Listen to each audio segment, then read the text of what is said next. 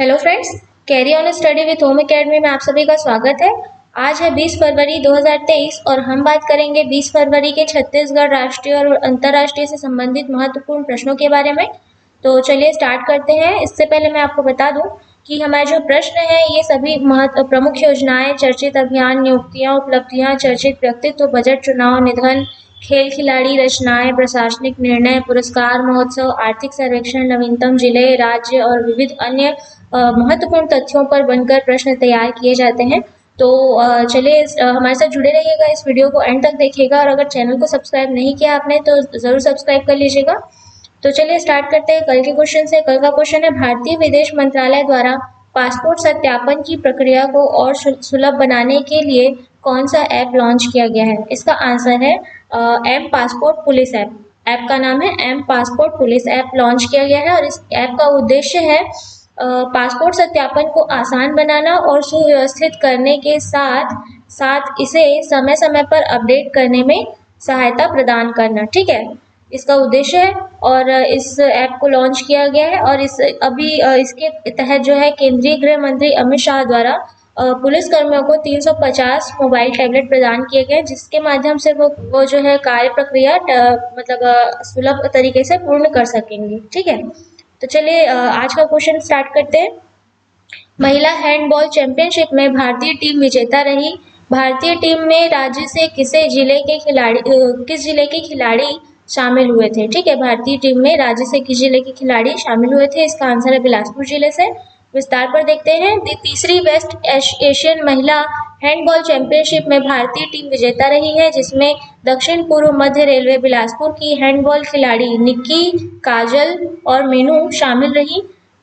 यह championship Jordan के Amman में आयोजित की गई थी। ठीक है, अगला प्रश्न है, राज्य में गोधन न्याय योजना के तहत ब्रह्मास्त्र का संबंध किससे है? इसका आंसर है जैविक कीटनाशक से। विस्तार पर बात करते हैं। गोधन न्याय योजना के तहत अब तक गौठानों में कुल 1,34,484 लीटर गौमूत्र क्रय किया जा चुका है। इससे स्व सहायता समूहों द्वारा 51,343 लीटर कीटनाशक ब्रह्मास्त्र और 21,554 लीटर वृद्धिवर्धक जीवामृत का उत्पादन सह विक्रय किया जा रहा है। ठीक है, अगला प्रश्न देखते हैं। अंतरराष्ट्रीय एथलेटिक्स चैंपियनशिप में बिलासपुर जिले की शारदा ने कितने पदक प्राप्त किए हैं? इसका आंसर है 4 पदक। विस्तार पर बात करते हैं।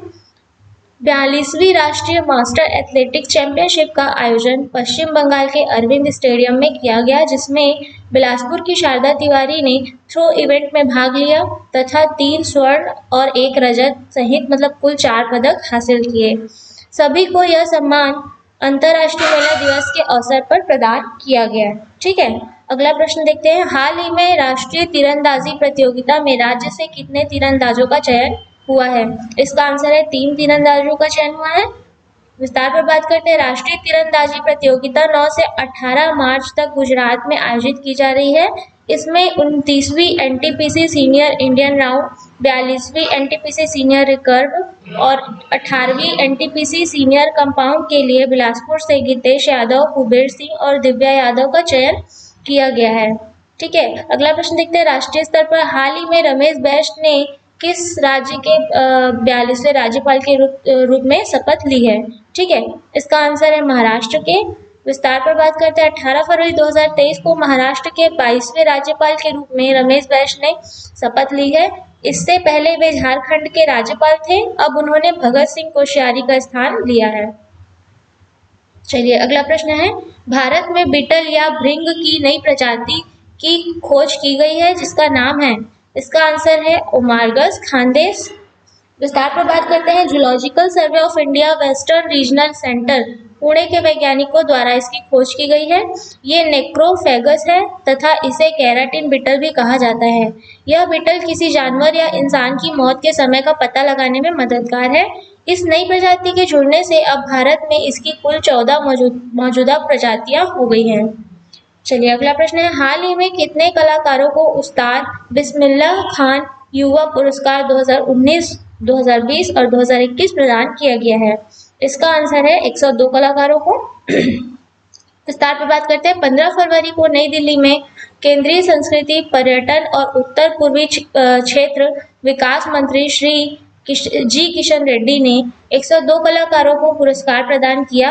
नई दिल्ली में 14 से 17 फरवरी तक संगीत, नृत्य और नाटक का 4 दिवसीय उत्सव आयोजित किया गया था। ठीक है, अगला प्रश्न है, किस स्थान पर doctor APJ Abdul Kalam satellite vehicle mission 2023 को सफलतापूर्वक लॉन्च किया गया? इसका आंसर है तमिलनाडु में। विस्तार पर बात करते हैं। तमिलनाडु के चेंगलपट्टू जिले में मार्टिन इंडिया ने doctor APJ Abdul Kalam satellite vehicle machine 2023 को सफलतापूर्वक लॉन्च किया।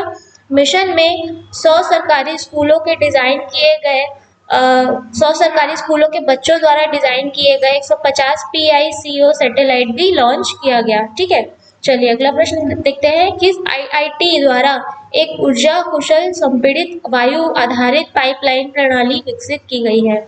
इसका आंसर है IIT कानपुर के द्वारा। विस्तार पर बात करते हैं। इस रोबोट सिस्टम को 120 किलोमीटर प्रति घंटे की गति से कोयले और खनिजों के परिवहन के लिए विकसित किया गया है।